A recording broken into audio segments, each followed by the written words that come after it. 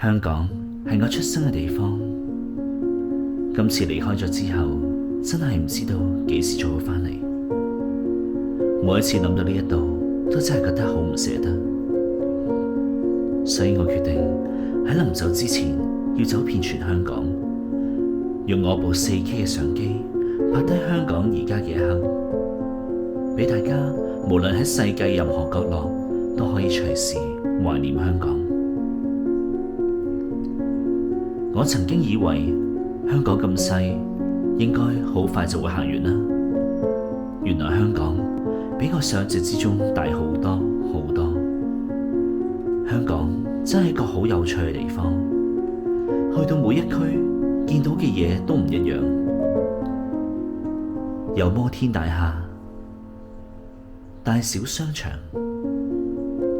歷史建築、唔同類型嘅住宅、公園，有山有海，仲有好多離島添。擁有唔同嘅文化同埋唔同嘅建築風格，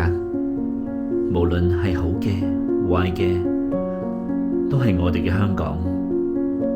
請你支持我，免費訂閱我嘅頻道，或者成為我嘅付費會員，順便 follow 埋我嘅 IG 啊，讓更多嘅朋友認識呢個頻道，俾更加多人可以隨時懷念我哋最愛嘅香港。